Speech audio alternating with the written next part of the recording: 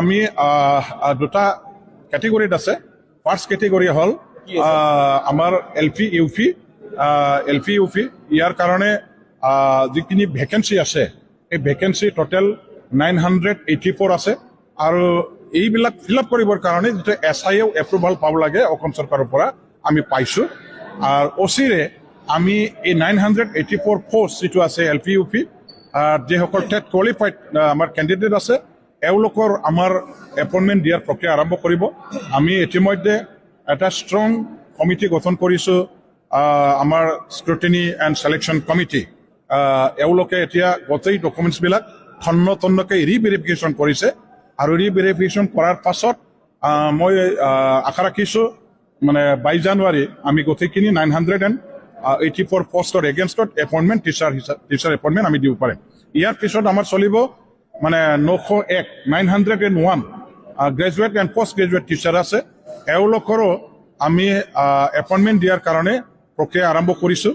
আমি কিছুমান আমাৰ যিবিলাক ভাল এডুকেশ্যনিষ্ট আছে, ভাল তেনেকুৱা আমাৰ শিক্ষাবিদ আছে, এখেতসকলক লৈ এটা কমিটি আমি গঠন কৰিবলৈ লৈছোঁ। এই কমিটি গঠন কৰাৰ পাছতে আমি এডভাৰটাইজমেণ্টৰ ব্যৱস্থা কৰিম আৰু ইণ্টাৰভিউ পাতাৰ ব্যৱস্থা কৰাৰ পাছত যোগ্য আমাৰ ছাকচেছফুল কোৱালিফাইড এই টিচাৰ কেণ্ডিডেটবিলাকক টিচাৰৰ কাৰণে এপইণ্টমেণ্ট দিয়া হ'ব। এপইণ্টমেণ্ট পিয়ৰলি ট্ৰেন্সপাৰেণ্ট হ'ব আৰু on the basis of merit appointment দিয়াৰ আমি ব্যৱস্থা কৰিম। আমি দুটা ক্যাটেগৰিত আছে।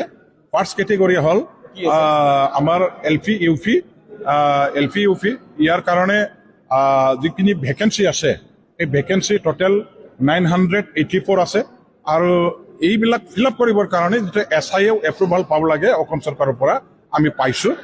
আৰু অচিৰে আমি এই 984 পোষ্ট যিটো আছে এলপি ইউপি যিসকল টেট কোৱালিফাইড আমাৰ কেণ্ডিডেট আছে এওঁলোকৰ আমাৰ এপইণ্টমেণ্ট দিয়াৰ প্ৰক্ৰিয়া আৰম্ভ কৰিব।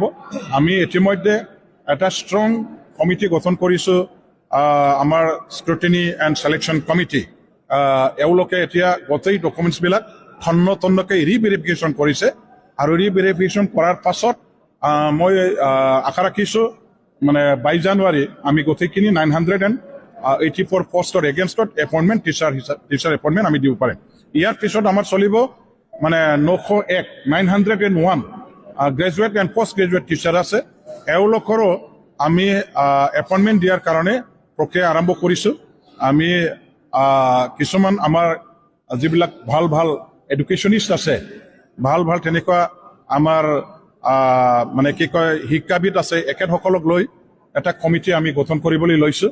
এই কমিটি গঠন কৰাৰ পাছতে আমি এডভাৰটাইজমেণ্টৰ ব্যৱস্থা কৰিম আৰু ইণ্টাৰভিউ পাতাৰ ব্যৱস্থা কৰাৰ পাছত যোগ্য আমাৰ ছাকচেছফুল